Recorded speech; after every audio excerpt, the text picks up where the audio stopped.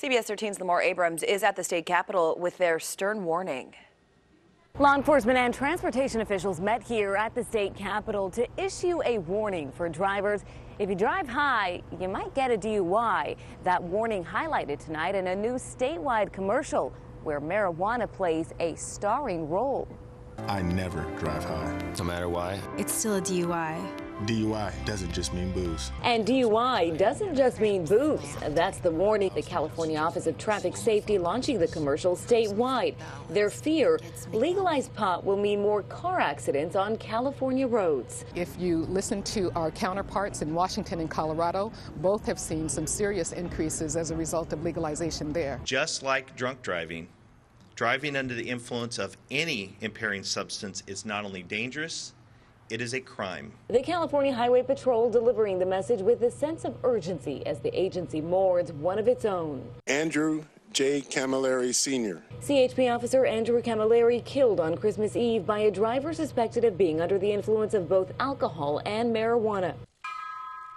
His passion was going out, doing the job, arresting DUI drivers, and he's taken from us by what appears to be a DUI driver. But as law enforcement issues a stern warning for drivers who feel that they're okay to get high and drive, they face another challenge. The only tool to check for marijuana is a standard field sobriety test. But is that field sobriety test that we know so well accurate enough to test for drugged driving?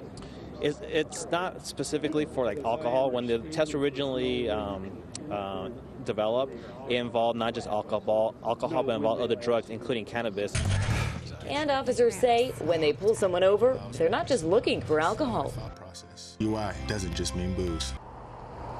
And tonight, that ad is already airing in parts of the state and is expected to run throughout the month of January. Meanwhile, expect maximum enforcement throughout California roads starting Friday through New Year's Day. Curtis and Angela, back to you. So, Lamar, we have breathalyzers for alcohol, but we don't have a standard test for marijuana. So they may arrest these folks, but prosecuting them is going to be difficult, right? Well, yes, that's one of the challenges, Curtis. But here at the state capitol, lawmakers are working on that.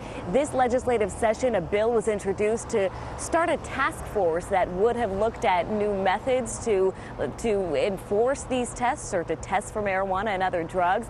That didn't pass. It's going to be reintroduced, a new version of it, this upcoming session in 2018. And there are several universities studying how we test for marijuana and other drugs. But prosecuting a marijuana offense sounds like it's going to be a difficult one, Curtis. Yet the legalization is happening next week. So they're working on these things, but we got a window of time here where we don't know what's going to happen. They are, but they feel very confident that this standardized sobriety test that's already conducted for alcohol will be enough and accurate enough to test for marijuana, especially because it's not just that 12-step process that officers conduct.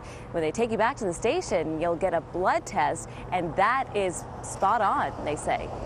Right. Well, certainly an important message to get out in the coming days. Thank you so much, Lamar, for that.